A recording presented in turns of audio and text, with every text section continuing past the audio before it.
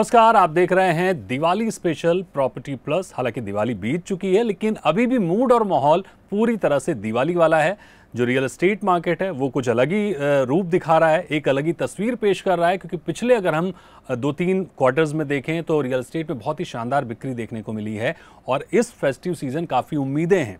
Developers को भी उम्मीदें हैं, होम बायर्स को भी उम्मीदें हैं कि इस बार उनका जो डील होगी, उनका जो घर होगा बहुत अच्छा मिलेगा। इन्वेस्टमेंट के लिहाज से भी लोग पॉजिटिव मूड में हैं। अगर हम देखें कैट का जो अनुमान है, यानी confederation of all India traders का, कि देश में इस त्योहारी सीजन करीब 3.5 लाख करोड़ की त्योहार में बिक्री होनी है। जाहिर तौर पर रियल एस्टेट इसमें नहीं है, लेकिन हम पिछले आंकड़े अगर हम देखें तो मुंबई की बात करें, हैदराबाद की बात करें, तो जो बिक्री हुई है, जो घरों की जो रजिस्ट्रेशन के आंकड़े देखने को मिले हैं, वो साफ दर्शाते हैं कि रियल एस्टेट में इस वक्त बूम है। और चारों तरफ यानी जो टॉप 7-8 शहर हैं वहां पर रियल एस्टेट में घरों की बिक्री शानदार है।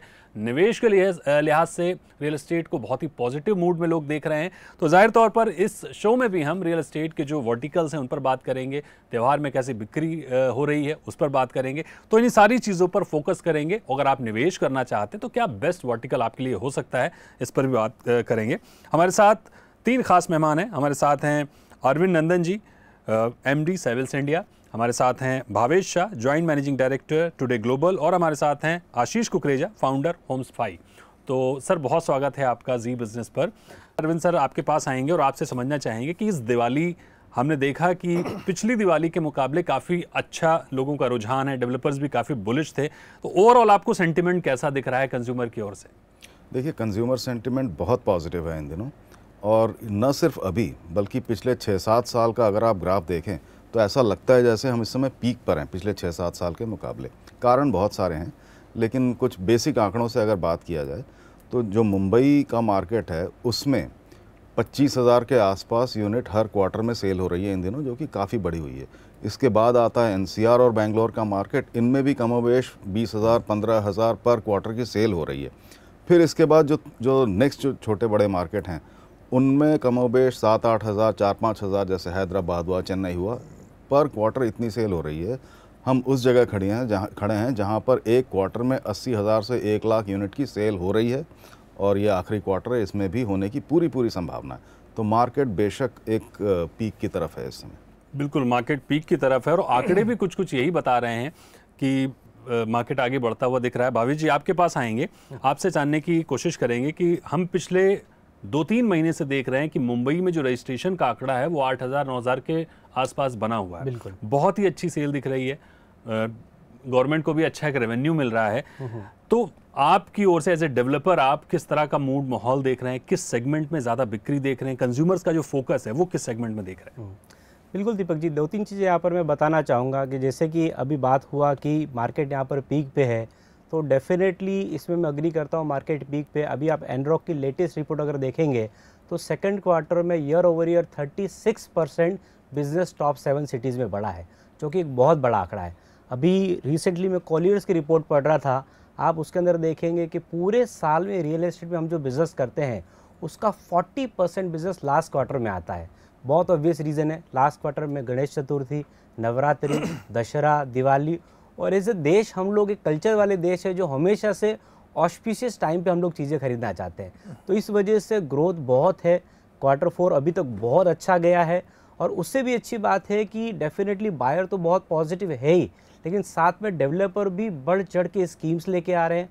आप कहीं भी जाइए, stamp duty free, GST free, EMI, subvention, overall जो बोलते हैं ना विन विन सिचुएशन। डेवलपर खुश है तो वो स्कीम दे रहा है, और बायर जो काफ़ी सालों से जो अपने इमोशंस को कंट्रोल करके रुके हुए थे, पोस्ट कोरोना जो बाइंग की जो होड़ आई है, हमें लगा था कि वो 1 साल की होगी, पर अभी आप देख लिए 2.5-3 साल हो गए, अभी भी वही होड़ मची हुई है, उसी तरह से एक्स्ट्राऑर्डिनरी सेल हो रही है।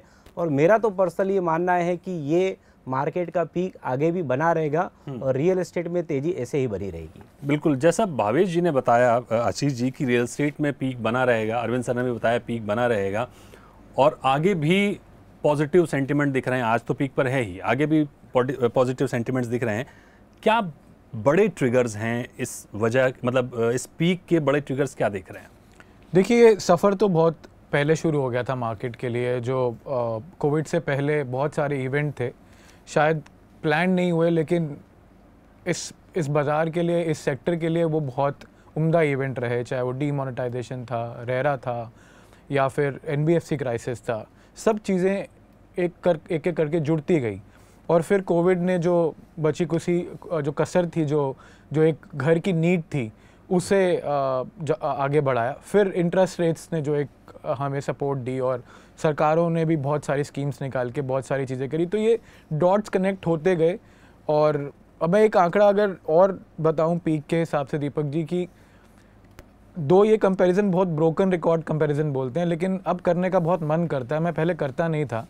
चाइना का सबसे खराब साल, कितने घर बेचता है चाइना? 1 करोड़ घर बेचता है। सबसे खराब साल। ओके। हमारा सबसे अच्छा साल यही वाला साल, शायद 6-7 लाख घर बेचे होंगे हमने।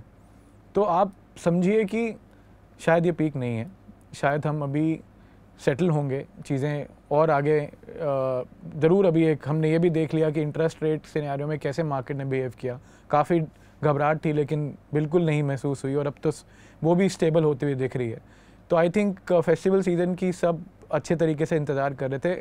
आंकड़े देखिए तो अभी जो पिछले पूरे साल में डेवलपर्स ने नंबर किए, वो अगले 6 महीने में करने की बात हो रही है, और कोई भी एक ऐसा डेवलपर नहीं देखेंगे जो इस तरह के नंबर्स की बात नहीं कर रहा। अमशीर भावेश जी ज़रूर इस पर लाइट डालेंगे, but I think that's the way it is, you know. तो आई थिंक मोमेंटम तो अभी कंटिन्यू रहेगा। बिल्कुल, ये बड़ी अहम बात कही अरविंद जी, आशीष जी ने, कि चाइना अपने बुरे दौर में जितने घर बेचता है, हम अपने अच्छे दौर में नहीं बेच पा रहे हैं। जाहिर तौर पर संभावनाएं बहुत ज़्यादा हैं, लेकिन क्या हम सिर्फ 7-8 शहरों में फंस कर नहीं रह गए हैं? क्योंकि अगर हम देखते हैं तो हम अभी भी 7-8 शहरों की रिपोर्ट देखते हैं, जो ग्रोथ है वो भी 7-8 शहरों में ही दिख रही है। टियर 2 सिटीज़ में कहा तो जाता है कि संभावनाएं बहुत हैं, अपॉर्चुनिटीज़ दिखती भी हैं, लेकिन वो अपॉर्चुनिटीज़ कन्वर्ट होती हुई नहीं दिखती हैं। लोगों का टियर 2 सिटी की ओर फोकस नहीं दिखता है, क्योंकि जाहिर तौर पर कमर्शियल एक्टिविटी नहीं होगी, तो सिर्फ रेजिडेंशियल एक्टिविटी से शायद वहाँ पर बहुत ज़्यादा ग्रोथ नहीं दिखेगी। देखिए, बहुत वृहद ये सब्जेक्ट है अपने आप में। ये एक तरह से हमारे पैरों की बेड़ी भी बन गया है कि हमारा जो अर्बनाइजेशन है वो बहुत तेज़ी से कुछ लॉपसाइडेड तरीके से हुआ, यानी कि सिर्फ बड़े शहरों में बहुत तेज़ हुआ। लेकिन अब अच्छी बात यह है कि पिछले कुछ वर्षों में हमारा फोकस डेवलप हुआ है इंफ्रास्ट्रक्चर बढ़ाने की तरफ और अपने दूसरे अर्बन सेंटर्स को बढ़ाने की तरफ। नया शहर तो हम शायद एक आध ही बना पाए हैं, हमें और भी बनाने पड़ेंगे, लेकिन जो एग्जिस्टिंग हमारे शहर हैं उनको भी अब उठाने की ज़रूरत है। उस पर काम चल भी रहा है, चाहे वो स्वच्छ भारत की तरह हो के तौर पे हो या स्मार्ट सिटीज़ के तौर पे हो, जैसे भी हो। कुछ ज़्यादा सक्सेसफुल हैं, कुछ स्कीम कम सक्सेसफुल हैं, लेकिन ये काम अब शुरू हो गया है। लेकिन ये बात तय है कि हम सिर्फ 6-7 शहरों में फंस के नहीं रह सकते। 150 करोड़ की आबादी, जिसमें से कि करीब 35-36% अर्बन है, वो सिर्फ 7 शहरों में नहीं रह पाएगी। तो इस पे काम चल रहा है। रही बात ये कि चीन में बहुत ज़्यादा बिकते हैं, तो देखिए एक डिस्पैरिटी तो है ही। हमारा जो आज एनुअल इनकम है, एवरेज एनुअल इनकम, वो चीन की तुलना में अलग है, लेकिन हमारी स्कोप अभी बहुत ज़्यादा है ग्रो करने की। और ऐसी उम्मीद है कि हमारा जो मिडिल क्लास है वो आने वाले 8-10 साल में जितना है करीब करीब उसका दोगुना होगा, या कम से कम 35-36% बढ़ चुका होगा। तो जैसे जैसे ये मिडिल क्लास और अपर मिडिल क्लास बढ़ता जाएगा, हमारी मकान ख़रीदने की या रियल एस्टेट में इन्वेस्ट करने की कैपेसिटी भी उसी गति से आगे बढ़ेगी।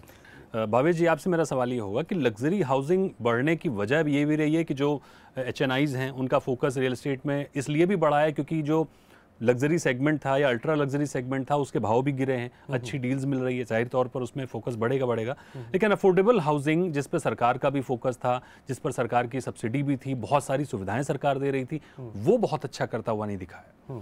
तो क्या डेवलपर अब मार्जिन के लिहाज से लग्जरी की तरफ वापस फिर से भागने लगे हैं, जैसा हमने 2005-7 में देखा था? पिछले कुछ समय में डेफिनेटली लग्जरी सेगमेंट बहुत बिका है। उसका एक बहुत बड़ा कारण ये है कि HNI का इन्वेस्टमेंट आया है, लोगों का इनकम बढ़ा है, लोग महंगे घरों की तरफ गए। बट फिर भी भारत जिस तरह का देश है और जिस तरह से एक आम आदमी की आबादी है, ये देश हमेशा से अफोर्डेबल घरों के लिए ही देश रहेगा। फॉर एग्जांपल, आज भी जैसे मैं नवी मुंबई को रिप्रेजेंट करता हूँ, तो मैं नवी मुंबई की बात बता सकता हूँ। आज भी जो सबसे बड़ा बायर सेगमेंट है वो सेगमेंट है जहाँ पर 40 लाख से 1 करोड़ के घर बिकते हैं। डेफिनेटली जो उम्मीद की थी, जिस तेज़ी से अफोर्डेबल सेगमेंट बढ़ेगा, उस तेज़ी से नहीं बढ़ा है, पर उसके लिए भी काम किए जा रहे हैं। डेवलपर लॉबी ने भी एक्सेप्ट किया है कि उन्हें प्राइस में भी जहाँ पर रिक्वायरमेंटों का करेक्शन करना पड़ेगा, ऑफर्स लेके आने पड़ेंगे और ऐसी जगह डेवलप करनी पड़ेगी जहाँ पर कनेक्टिविटी अच्छी है। अफोर्डेबल के नाम पे आप आदमी को शहर से बहुत दूर नहीं ले जा सकते। नवी मुंबई के सेंटर से अगर आप 20 किलोमीटर घर बेचेंगे और कहेंगे अफोर्डेबल है 30 लाख में, that is not really affordable home. तो अफोर्डेबल की सही परिभाषा तब होगी जब आप शहर के नज़दीक घर लेके आएंगे और 40 लाख से 1 करोड़ के घर बेचेंगे, तब सही मायनों में अफोर्डेबल अच्छा चलेगा। जो नवी मुंबई में हम तो पिछले 5 सालों से देख रहे हैं कि जो मेजर बिजनेस सारे डेवलपर, नवी मुंबई में शायद 300 डेवलपर होंगे, जो मैक्सिमम बिजनेस हो रहा है वो अफोर्डेबल में हो रहा है। जिसके एक सिंपल कारण मैं आपको बताता हूँ। नवी मुंबई एक ऐसी जगह है जहाँ पे अप्रॉक्सीमेटली 15 लाख का पॉपुलेशन है और एवरेज एज जो है वो 30 से 35 साल है। अब जो 30 से 35 साल का जो युवा आदमी है उसकी इनकम आप देखेंगे तो 1.5 से 2 लाख की है। यानी कि वो सारे खर्चे निकालने के बाद उसके पास इतनी ही इनकम बचती है कि वो 60 से 70 हज़ार का EMI भर सकता है। That is simply the math goes कि आप ले सकते हैं 60 से 70 लाख का घर। इसलिए अफोर्डेबल सेगमेंट तो अभी भी है और आगे भी ग्रोथ बनी रहेगी। कुछ चेंजेस आएंगे लेकिन सर ये अफोर्डेबल की जो परिभाषा है ना वो भी बड़ी विचित्र है। सरकार की परिभाषा है 45 लाख रुपए की। डेवलपर कहते हैं कि इस परिभाषा को पूरी तरह से बदला जाए, उसको 1000 स्क्वायर फीट के अंदर लेकर आया जाए। मुंबई में 1 करोड़ के घर को आप अफोर्डेबल कहते हैं। 40 लाख का घर भी अफोर्डेबल है छोटे शहर में, लेकिन 1 करोड़ का घर अफोर्डेबल है मुंबई में। इसके नुकसान भी हैं। तो खैर इस परिभाषा पे तो काम चल ही रहा है, डेवलपर भी सरकार से अप्रोच कर रहे हैं कि बेहतर होगा। आशीष सर, आपसे मैं समझना चाहूँगा कि अफोर्डेबल हाउसिंग के अलावा, अफोर्डेबल हाउसिंग पे सरकार का फोकस है, सरकार चाहती भी है कि उन लोगों को घर मिले जिनको एक्चुअल नीड है घरों की, लेकिन अफोर्डेबल हाउसिंग जिसकी हम परिकल्पना करके बैठे हुए हैं वो बहुत ज़्यादा सक्सेसफुल होता हुआ दिख नहीं रहा है। ARHCs भी फ्लॉप ही होता हुआ दिख रहा है, डेवलपर का फोकस नहीं है। कुछ एक डेवलपर हैं जो सिर्फ अफोर्डेबल हाउसिंग में हैं, बाकी नहीं है। रीज़न और क्या देखते हैं आप, क्यों अफोर्डेबल हाउसिंग से मोह भंग हो रहा है जबकि इतनी सारी सुविधाएं हैं उसके बाद? देखिए, एक साइकिल्स हैं, हमको साइकिल्स को रिस्पेक्ट करना पड़ेगा। एक यूफोरिया आया था कोविड के बाद और वो बढ़ा और फिर तो थोड़ा सा ऐसा कह सकते हैं कि सेटल हुआ। जब इंटरेस्ट रेट की मार पड़नी शुरू हुई तो आप वही लॉजिक है, जब वो पड़ेगी तो सबसे पहले मिडिल क्लास पे ही पड़ेगी, क्योंकि लग्जरी को तो इम्पैक्ट पड़ता नहीं है उससे, बहुत सीधी सादी सी बात है, उस पर तो कोई वो है नहीं। बट आई थिंक अब आप जैसे सर भी कह रहे थे कि आप अच्छी जगह अच्छी प्राइसिंग पे चीज़ लाएंगे इस तरह की मार्केट में, जो इस समय सिचुएशन है डिमांड और सप्लाई की, वो जाएगी, वो रुकने वाला कुछ लग नहीं रहा है। और मुझे ऐसा लगता है कि अब मार्केट अपने एक जोन में आके सेटल हो रहा है और आप बस वो अब आपको एक जोन में दिखेगा। जैसे एक रेंज बोलते हैं ना, अब वो एकदम से आपको बड़े नंबर नहीं दिख रहे तो हमें ऐसा महसूस हो रहा है कि अफोर्डेबल खत्म हो रहा है।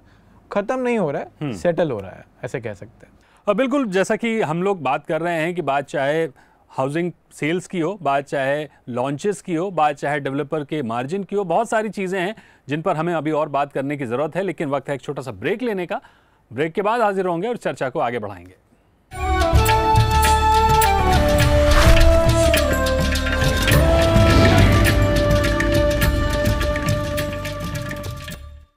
Welcome back. आप देख रहे हैं प्रॉपर्टी प्लस और प्रॉपर्टी प्लस के इस दिवाली स्पेशल में चर्चा जारी है। हमारे साथ हमारे मेहमान भावेश जी, अरविंद जी और आशीष जी जुड़े हुए हैं। इस चर्चा को आगे बढ़ाते हैं और जानने की कोशिश करते हैं कि दिवाली तो गुजर गई, लेकिन दिवाली के बाद भी रियल एस्टेट मार्केट में अभी भी तमाम मौके बने हुए हैं। कंज्यूमर्स का फोकस किधर है, कहाँ पर लोग घर खरीदना चाह रहे हैं, किन शहरों में ज़्यादा अच्छी डिमांड दिख रही है, अप्रिसिएशन जहाँ दिख रहा है, उन पर बात करते हैं और चर्चा को आगे बढ़ाते हैं। अरविंद सर, आपसे मैं समझना चाहूँगा, जाहिर तौर पर दिवाली में हर बार हम आपसे समझना चाहते हैं कि जो इन्वेस्टर है, जो रियल एस्टेट को निवेश के तौर पर देखता है, उसके लिए क्या राय आपकी होगी? क्योंकि आज की डेट में हम अगर ऑप्शंस की बात करें तो ऑप्शंस बहुत सारे हो गए हैं। हार्ड प्रॉपर्टी में तो आप निवेश कर ही सकते हैं, रीट है, फ्रैक्शनल ओनरशिप है, कोवर्किंग, को लिविंग है, वेयर हाउसिंग, मतलब ढेर सारे ऑप्शन हैं। लेकिन सवाल फिर वहीं आ जाता है कि अच्छा रिटर्न, अच्छा एप्रिसिएशन कहाँ पर है? इसमें पूरी रेंज है, ये पूरा स्पेक्ट्रम है। इन्वेस्टर एक इंडिविजुअल के तौर पर या एक छोटे परिवार के तौर पर अगर हम उसकी बात करें तो उनके लिए वाजिब इन्वेस्टमेंट वो हो सकता है जहां पर कि टिकट साइज़ रीज़नेबल हो। अब 40-50 करोड़ का इन्वेस्टमेंट एक औसत परिवार या एक औसत इंसान तो नहीं करेगा, तो हमें देखना पड़ेगा ये कि वो 30-40 लाख, 50 लाख, 1-1.5-2 करोड़ तक की इन्वेस्टमेंट कहाँ कर सकता। अब इसमें कई सारे ऑप्शन हैं। अगर हार्ड एसेट चाहिए, फिजिकल एसेट चाहिए, तो कोई मकान खरीदना पड़ेगा। अफोर्डेबल जैसा बात की हम लोगों ने, आज भी काफ़ी हद तक मौजूद है। थोड़ा उसमें टेम्पररीली मार लगी है इंटरेस्ट रेट की वजह से, या एक टेम्पररी रुझान हो गया है ज़्यादा बड़े ज़्यादा सेफ घर लेने की वजह से, लेकिन अफोर्डेबल रहेगा, तो अफोर्डेबल में आप इन्वेस्ट कर सकते हैं आज भी एज एन इन्वेस्टर। दूसरी बात यह है कि अगर आप अलग अलग ज्योग्राफीज़ को देखें, हमने अभी बात की कि बड़े शहर में क्राउडिंग है, लेकिन कुछ एक ऐसे शहर भी हैं जहाँ पर कि अभी उतनी क्राउडिंग नहीं है, जहाँ फ्यूचर की ग्रोथ पोटेंशियल बहुत है। एक नाम हैदराबाद का है, एक नाम पूना का है, एक नाम अहमदाबाद है, ऐसे कई शहर हैं हमारे पास, और कई शहर बन के आ भी रहे हैं। इंदौर ले लें, तमाम हमारे पास 30-35 शहरों की लिस्ट है। इन शहरों में अगर आप माइक्रो मार्केट ठीक चुनें, अगर आप प्रोडक्ट ठीक चुनें, तो आप बड़ी आसानी से एक एवरेज टिकट साइज़ में अच्छा इन्वेस्टमेंट कर सकते हैं। एवरेज इन्वेस्टमेंट ग्रोथ आपको 10-12 साल की उसमें मिलेगी। दूसरी बात यह है, अगर आप हार्ड एसेट या फिजिकल एसेट में इन्वेस्ट नहीं करना चाहते, या आपको लगता है इसमें झंझट ज़्यादा है, मुश्किल ज़्यादा है, तो इन दिनों हमारे पास रीट्स का ऑप्शन आ चुका है। और हमारे यहाँ रीट अभी काफ़ी फ्रेश हैं, 3-4-5 साल ही हुए हैं। एक रीट तो अभी आई है, और ये आगे और रीट्स भी आएंगी। रेजिडेंशियल रीट आज नहीं है, लेकिन हो सकता है भविष्य में आए। रीट्स में आप इन्वेस्ट कर सकते हैं अगर आपका एंट्री पॉइंट ठीक है। अगर आप इंतज़ार करते हैं तो कोई कारण नहीं है कि रीट में आपको रिटर्न ना मिले, क्योंकि आज हमारे पास जो रीट हैं वो ज़्यादातर आईटी पार्क्स या आईटी क्लाइंट्स के ऊपर निर्भर हैं, जिनका कि बिज़नेस फ़िलहाल काफ़ी स्ट्रॉन्ग है, सिक्योर है फ्यूचर के लिए। तो आप फिजिकल एसेट में इन्वेस्ट कर सकते हैं अगर आपने पूरी ड्यू डिलिजेंस ठीक से की है, या आप डेरिवेटिव्स में या नॉन फिजिकल डीमैट फॉर्म में इन्वेस्ट कर सकते हैं। पूरी रेंज हमारे पास अवेलेबल है। आपने रीट का जो जिक्र किया है, रीट के साथ साथ हमने देखा कि सरकार का जो फोकस है वो इंफ्रास्ट्रक्चर पर बहुत एग्रेसिवली हम देख रहे हैं। हर तरफ इंफ्रास्ट्रक्चर डेवलपमेंट देखने को मिला। शायद उसी का बहुत बड़ा कारण हम मुंबई में देख रहे हैं, पॉल्यूशन है, दिल्ली में पॉल्यूशन है, और भी तमाम शहर हैं पॉल्यूशन से जूझ रहे हैं, जिसके पीछे डेवलपमेंट एक बड़ा कारण मान सकते हैं। लेकिन अगर हम रीट और इनवीट को कंपेयर करें तो रिटर्न के लिहाज से, एप्रिसिएशन के लिहाज से क्या बेटर देखते हैं आप इन दोनों में? देखिए, दोनों की तुलना ज़रा मुश्किल है, लेकिन दोनों की इम्पोर्टेंस समझना बहुत ज़रूरी है। दोनों की अहमियत क्या है, सबसे पहले ये समझें कि हमारा देश आज जिस मकाम पे खड़ा है, वहाँ से इसकी जो इकोनॉमिक डेवलपमेंट होनी है, उसको आधार बनाकर अगर आप देखें तो अगले 20 से 25 साल इस देश में इंफ्रास्ट्रक्चर में इन्वेस्टमेंट होती रहेगी। वो इंफ्रास्ट्रक्चर की इन्वेस्टमेंट सड़क बनाने में, रेल बनाने में, बिजली लाने में, हर तरह से होगी। तो इंफ्रास्ट्रक्चर रिलेटेड कोई भी इन्वेस्टमेंट, चाहे वो इन्वेट्स हो या फिजिकल किसी इंफ्रास्ट्रक्चर में आपका पार्टिसिपेशन हो, वो सबसे सिक्योर इन्वेस्टमेंट है, इसमें कोई डाउट नहीं है। इससे ही जुड़ा हुआ है रियल एस्टेट का डेवलपमेंट। रियल एस्टेट तभी बनता है जब इंफ्रास्ट्रक्चर डेवलपमेंट होती है। आप किसी जंगल में या किसी द्वीप पर जाके एक मकान बना दें तो वो रियल एस्टेट की वैल्यू नहीं है उसकी। जहाँ उसको इंफ्रास्ट्रक्चर की फीड मिलेगी वहीं रियल एस्टेट बनता है। तो जहाँ इंफ्रास्ट्रक्चर इतना डेवलप हो रहा है, वहाँ रियल एस्टेट अपने आप में वैल्यूएबल हो जाता है। तो इसको इस सीक्वेंस में समझें कि इन्वेट्स हैं या इंफ्रास्ट्रक्चर है, ये हमारे देश का सबसे सिक्योर फ्यूचर का इन्वेस्टमेंट हो सकता है। खराब कंपनी ना चुने, नहीं तो डूब जाएगा। हाँ, ये भी मुश्किल है। तो आप अच्छी कंपनी, अच्छा कोई एसेट चुने, उसमें आपको 20 से 25 साल का रन अवेलेबल है। और उसके साथ साथ ही अगर आप जोड़ कर देखें तो रियल एस्टेट का डेवलपमेंट भी है उसी तरह का है। तो दोनों में सीक्वेंसिंग हो सकती है, लेकिन दोनों में इसको या इसको चुनना अपनी अपनी कंसिडरेशन दोनों की अपनी अपनी विशेषताएं हैं। भावेश जी, हर बार कंज्यूमर्स का एक सबसे अहम सवाल ये होता है कि रियल एस्टेट में भाव कम होंगे कि नहीं होंगे। पिछले समय में हमने देखा कि कोविड में काफ़ी भाव नीचे आए थे, उसके बाद उसी तरह से ऊपर चढ़ते हुए भी दिखे। आज जो माहौल है, तो आज की डेट में अगर एक कंज्यूमर की नज़र से मैं आपसे पूछना चाहूँ कि भाव बढ़ेंगे, स्थिर रहेंगे या कम होंगे, तो क्या आपका जवाब होगा? देखो, एक बात तो मैं हमेशा सोचता हूँ वो क्लियरली कहना चाहूँगा कि अभी इस पॉइंट पर इट इज़ वेरी डिफ़िकल्ट कि भाव कम होंगे। उसका एक बहुत बड़ा रीज़न है कि जो लैंड के जो प्राइजेज़ हैं, आप किसी भी एरिया में देखिए, जैसे हम लोग मुंबई में भी हैं, हम लोग अहमदाबाद में भी काम करते हैं, उदयपुर में भी काम करते हैं, पिछले कई सालों से लगातार लैंड की प्राइस बढ़ी है। तो लैंड की जब प्राइस बढ़ती है तो आपका इनपुट प्राइस बढ़ रहा है, तो वहाँ से आपको सेलिंग प्राइस नीचे लाना बहुत मुश्किल हो जाता है। अच्छी बात यह है कि लैंड की प्राइस बढ़ने के बावजूद भी जो सेल प्राइस है वो बहुत ज़्यादा नहीं बढ़ा है। उसका एक रीज़न क्या है कि डेवलपर ने भी समझदारी दिखाई है, और ज़्यादातर डेवलपर ने इकोनॉमीज़ ऑफ स्केल पे खेला है। यानी कि हो सकता है कि मैं 200-300 रुपये का अपना मार्जिन कम कर दूं, या 500 रुपये का मार्जिन कम कर दूं, और 500 फ्लैट की बजाय 1000 फ्लैट बनाऊं। तो उसकी वजह से क्या हुआ है कि लास्ट 2-3 सालों में कहीं ना कहीं प्राइस की स्टेबिलिटी दिखी है, जो कस्टमर के लिए बहुत अच्छा न्यूज़ है। पहले हमेशा बोलते थे ना, हमेशा कस्टमर को लगता था मैं चूक गया, मैंने मिस किया। जब भी आप रियल एस्टेट खरीदने जाओगे आपको एक ही फीलिंग आती थी कि शायद पिछले साल खरीद लिया होता। अब वो नहीं है। पिछले 2-3 सालों में हमने देखा है, एक क्वालिटी के डेवलपर बहुत बढ़ गए, दूसरा नई जनरेशन आने की वजह से ये जो फाइनेंस की समझ है कि इकोनॉमी ऑफ स्केल गेम में खेलो, न कि एक ही प्रोजेक्ट में कमा लो, वो बड़ी है। प्लस साथ में जो प्राइसिंग में छोटा मोटा कभी इधर उधर हुआ है तो वापस करेक्शन हो गया है, तो उसका फ़ायदा कंज्यूमर को मिला है और एक स्टेबिलिटी उन्हें देखने मिली है। बट यहाँ से दीपक जी प्राइजेस कम होना is not the right thing to expect. मैं नहीं कहता कि बहुत ज़्यादा बढ़ जाएगी, but I think we are at a time where this is that, वो बोलते हैं now or never, this is the time, make your move and buy your flats now. लेकिन इसमें आपको एक बात और बता दूं, एक रिपोर्ट के मुताबिक देश भर में करीब 5 लाख घर अटके भी हुए हैं, 4.5 लाख करोड़ की प्रॉपर्टी अटकी हुई है। वो जो बायर्स हैं वो सोचते हैं कि काश मैंने ये ना खरीदा होता। तो इसमें आपको ये बात ध्यान रखनी है कि आप किसी ऐसे डेवलपर के पास बिल्कुल मत जाइएगा जिसका ट्रैक रिकॉर्ड ख़राब है, जो अच्छे से डिलीवरी नहीं करता। आप ड्यू डिलीजेंस करने के बाद ही उस डेवलपर के पास जाइएगा। एक अंतिम सवाल आशीष जी आपसे मैं लेना चाहूँगा कि 7-8 शहरों की हम बात करते हैं रियल एस्टेट में, जो मूवमेंट है प्राइस एप्रिसिएशन का, जो मूवमेंट है रिटर्न का, वो इन 5-7 शहरों में सबसे बेहतर आपको कहाँ दिख रहा है?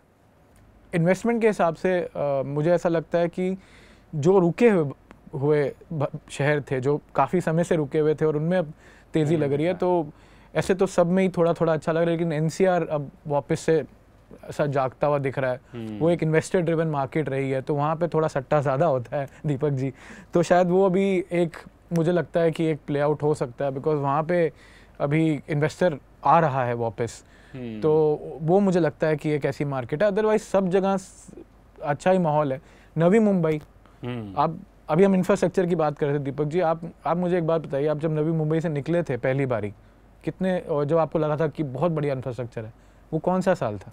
सर 4 साल पहले मैं नवी मुंबई में ही रहता हूँ। हाँ जी, और नवी मुंबई का जो माहौल है वो 4-5 साल पहले हम एक्सपेक्ट करते थे कि यहाँ तो लाजवाब होगा जी। और नो डाउट ये जो इंफ्रास्ट्रक्चर डेवलपमेंट है वो बहुत ही बेहतर करेंगे आने वाले साल में, लेकिन इसकी वजह से जो पॉल्यूशन है ना, आज वहाँ लोगों के दम घोट रहा है। ये मैं आपको सबसे पहले बता दूं। मैं आपको बताता हूँ मेरा आर्ग्यूमेंट क्या था। मैं जब पहली बार नवी मुंबई से निकला था 2004 था, तो वो इंफ्रास्ट्रक्चर जो था वो दिखता था, बनना दिख रहा था कि काम बहुत हो रहा है।